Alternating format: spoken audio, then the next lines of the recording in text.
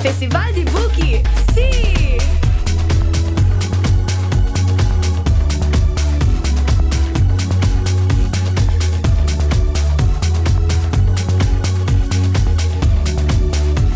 Festival di Buchi, sì!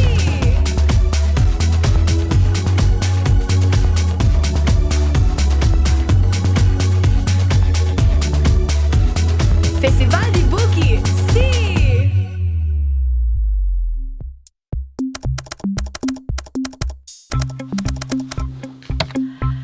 Bon dia Moetjenam. Hoi leerlingen. Mijn naam is Evelien van Dort. Ik ben kinder- en jeugdboekenschrijfster. Ik woon samen met Henk, mijn man, hier in Nederland. En jullie zien, ik zit nu op mijn werkplek. Dat is boven in mijn huis op zolder. Ik zit hier achter mijn pc meestal boeken te schrijven. En jullie zien, dit is mijn laatste werk. Inhoud staat daar. Waar gaat het allemaal over? Dat ga ik jullie straks vertellen, want dit gaat over mijn laatste boek.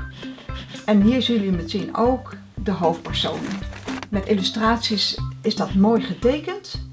De illustraties zijn dus door de illustratrice gemaakt. In dit geval is Juliette de Wit. En ik ben de schrijfster van het boek. En het leuke is, als de plaatjes erbij staan, dan wordt het meteen een mooi verhaal. En zie je al een beetje waar het over gaat. Ik schrijf achter mijn computer, maar ik schrijf ook met pen of potlood in boekjes. Zodra ik goede ideeën heb, schrijf ik in een boekje op waar ik het over wil hebben. En dan ga ik later weer in mijn boekjes kijken wat ik opgeschreven heb. En dat zijn goede ideeën, inspiratie. Ik hou van schrijven, maar ik hou ook van lezen en ik hou ook heel erg van op reis gaan. Het liefst natuurlijk samen met Henk over zee. En de reizen die ik gemaakt heb, al vanaf toen ik kind was, soms heb ik wat moois gevonden of mocht ik iets uitzoeken of kwam ik iets tegen. En al die mooie dingen, die heb ik in een kastje, mijn geheime kastje. Alleen jullie mogen daar even in meekijken en dan zie je dat het uit verschillende plekken van de wereld komt. En ook dat is inspiratie. Ja, hoeveel boeken heb ik geschreven? Nou, een hele stapel. Aan de andere kant van mijn werkkamer staat een boekenkast. Kijk maar even mee. En daar zien jullie een hele rij boeken staan. Prentenboeken, leesboeken, voorleesboeken. En waar gaan die boeken over? Mijn thema's, dus waar ik graag over schrijf, is over vriendschap, over dieren, over natuur en gewoon over het leven, over dingen meemaken met elkaar. Ook als het tegen zit om door te gaan en vol te houden. Dus boeken schrijven is een van de fijnste dingen die ik vind om te doen. Boeken schrijf ik in het Nederlands, maar er zijn ook boeken vertaald. Een van de boeken laat ik jullie hier zien. Dit is het boek van als je op reis wil gaan. Let's go on a journey in het Engels. Je kan natuurlijk op reis gaan met het vliegtuig, maar ook natuurlijk op de fiets maak je van alles mee of met de bus. En dit zijn korte verhalen. En ook dit boek staat in de bibliotheek, in jullie bibliotheek. Dat weet ik zeker. Trouwens ook andere boeken. Want speciaal voor de kinderen op Aruba heb ik over Aruba geschreven. Actie op Aruba. Jullie mooie eiland. Maar ook natuurlijk herkenbaar voor de andere eilanden in de Caribiën. En een aantal boeken zijn in het papiamento en papiamento vertaald. Zodat je kan lezen, maar ook voorgelezen kan worden in de taal waar je misschien mee opgroeit. Al die boeken staan in de bibliotheek. Mijn naam is dus Evelien van Dort. Je kan bij de D kijken van Dort. En daar staat meestal wel een rijtje boeken. Of je vraagt het aan een van de medewerkers die natuurlijk altijd helpen. Want de bibliotheek is natuurlijk de beste plek op het eiland waar je altijd boeken kan lenen. Kinderboekenweek, kinderboekenfestival. Met het thema Worden wat je wil. Ora mi bira kan mi keer bira. Een prachtig thema. Want ja, wat wil je worden? Wil je misschien juf worden of meester? Steek dan je hand op. Of wil je brandweerman worden? Lekker brandjes blussen. Steek dan je hand op. Of misschien politieagent. Steek dan je hand op. Of automonteur. Steek dan je hand op. Of voetballer, profvoetballer. Steek dan je hand op. Of professor. Steek dan je hand op. Of misschien kinder- en jeugdboeken schrijven. Steek dan je hand op. Nou, ik wist dat echt nog niet toen ik zo oud was als jullie. Dat ik kinderboeken ging schrijven. Ik wist wel wat ik fijn vond om te doen. En wat ik als kind fijn vond was, nou, natuurlijk ging ik ook naar school om te leren. Maar na schooltijd was ik altijd bezig met mijn dieren, om voor mijn dieren te zorgen. Ik had zelf ook dieren. Ik had een kip. En mijn kip maakte ik tam. Daar kon ik gewoon mee rondlopen en die altijd mijn hand. Ik had ook konijnen en cavia's. Ik heb er hier eentje meegenomen, een hele tamme. En ook de cavia's, die maakte ik tam. Daar speelde ik mee. En zo zorgde ik natuurlijk goed voor. En een hond hadden we thuis. En ik was altijd bezig met de dieren.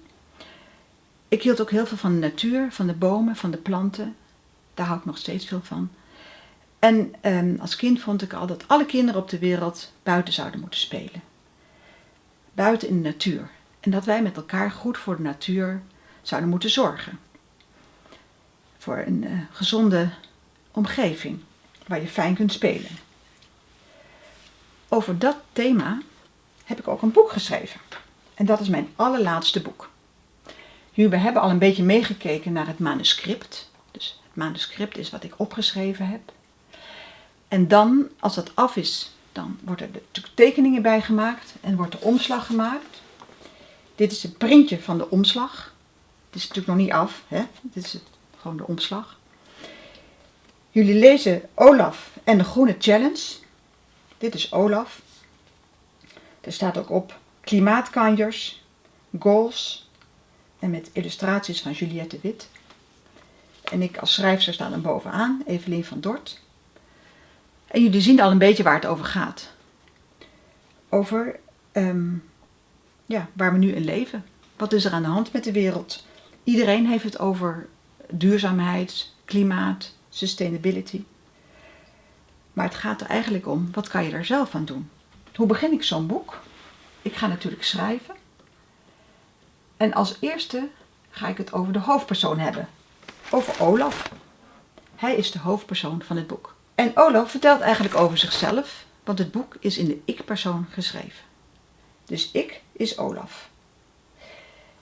Nu kan ik nog niet voorlezen uit het boek, want het ligt nu bij de drukker. Maar het komt helemaal goed, want het gaat nu naar de drukker toe en dan wordt het in oktober komt het in de winkel. En, dus dan kan iedereen het in de bibliotheek of in de winkel kopen of in de bibliotheek lenen. En ik begin nu even een klein stukje voor te lezen over wat Olaf over zichzelf zegt. Hoi, zegt Olaf. Vind jij een ijsbeer zonder ijsschot zielig? Word jij misselijk van plastic soep? En is jouw lievelingsdier toevallig een schildpad? Lees dan verder. Er staan ook veel tekeningen bij de tekst hoor. Ik ben Olaf en ik ben 12 jaar oud. En zit in klas 6, dus groep 8. En ik woon midden in de stad. Daar zwemmen natuurlijk geen schildpadden, maar er ligt wel veel plastic troep op de stoep. En ik vind dat wel heel erg naar voor schildpadden, zeker in de zee, want als zij ziek worden van plastic in de buik, dan kunnen ze, of plastic om hun pootjes, dan kunnen ze niet meer zwemmen of lopen. En daar word ik niet blij van. Omdat we er allemaal aan meedoen. Dat zit zo. Iedereen heeft een footprint. Dus jij dus ook. En een footprint betekent dus eigenlijk gewoon voetafdruk. Maar het staat ook voor wat je eigenlijk gebruikt of verbruikt. En die voetafdruk, die is voor ons allemaal veel te groot. Misschien wel 4 keer te groot. Dat betekent dus dat je reuzenvoeten hebt. Heb je normaal maat 40, keer 4 is nu 160. Nou, dat kan natuurlijk niet. En dat wil ik ook niet. Want goed zorgen voor je natuur, Dat vind ik juist belangrijk. Groene voeten staan dus voor je eigen maat. Dus niet stelen voor de aarde. Nou, als ik aan dat soort dingen denk, dan krijg ik vaak een moeilijk hoofd. Want wat kan ik eraan doen? Natuurlijk wil ik geen dief van de planeet zijn. Maar hoe voorkom je dat? En waar ik wel blij van word, is leuke dingen doen met mijn vrienden. Dus lekker klussen en buiten zijn. En met mijn vrienden maak ik heel veel avonturen mee. Nou, dat lees je dan wel. Dit is de eerste intro van het boek. En als we dan verder kijken, dan zien we hier Olaf en zijn vrienden. En we zien ook de hoofdstukken. En in de hoofdstukken kan je al een beetje kijken waar het boek over gaat. Dat zal ik ook kort uitleggen, want een groene challenge is dus eigenlijk een uitdaging, een soort wedstrijd van wie het beste plan heeft om de buurt groener te maken en veiliger voor de kinderen om buiten te spelen. Olaf en zijn vrienden doen daaraan mee en ze willen heel graag een soort parkje, een Hobby Joy, waar alle kinderen kunnen zijn, maar ook oudere mensen, waar je fijn kunt spelen. Dan heb je ook nog een andere groep kinderen, een ander team, en zij willen een sportveld. Want bewegen is gezond. Precies op diezelfde plek. En dan is er ook nog meester Bas. En meester Bas die gaat een beetje voor zichzelf. Hij wil een bekende, beroemde meester worden en hij gaat voor een groen schoolplein. Op zich een goed idee. Met lekkere groenten en bloemen waar de kinderen dan voor kunnen zorgen. Het wordt een spannende wedstrijd met nepnieuws, met dingen die niet waar zijn. En uiteindelijk gaan de kinderen met elkaar samenwerken. En dat kun je allemaal lezen in Olaf en de Groene Challenge. Ja, het is gewoon fantastisch ook hoe de kinderen helpen in het verhaal, dus de leerlingen, om meester te verduurzamen. En ik weet zeker dat jullie ook met je leerkracht hierover kunnen praten. Want ja, niets is belangrijker om met elkaar samen te werken voor wat je wil in de klas en of op het schoolplein. Voor een duurzame wereld. En het leuke is, we komen nu alweer aan het eind van het verhaal. En het leuke is dat ik voor jullie natuurlijk nog een opdracht heb. En dat is jullie eigen groene challenge. Hoe pakken we dat aan? Eerst maak je natuurlijk even overleggen met je juf of meester. Teams van 4, 2 jongens en 2 meisjes. Dan kunnen jullie goed met elkaar samenwerken. Je hebt een groot vel papier nodig. Natuurlijk een potlood of een pen. En dan ga je aan het werk. Wat is de opdracht? Je eigen groene challenge. Ontwerp voor op school of misschien bij jou in de buurt. Een prachtige tuin zoals je het zelf zou willen. Een Hobby Joy. Een plek waar bomen of planten kunnen groeien. Waar je misschien groenten neerzet of bloemen. En teken dat. En schrijf er ook bij wat er staat, welke soorten of welke dieren daar wonen. En ook natuurlijk hoe je ervoor wil zorgen met elkaar. Dus maak je eigen Hobby Joy. Als jullie verschillende ontwerpen hebben in de groep, dan kunnen jullie ze presenteren aan elkaar. Per team vertellen hoe je dit had gedacht. En dan kunnen jullie het mooiste plan uitkiezen. En jullie kunnen natuurlijk de plannen ophangen in de gang op school of in de klas, dat je het van elkaar kunt bekijken.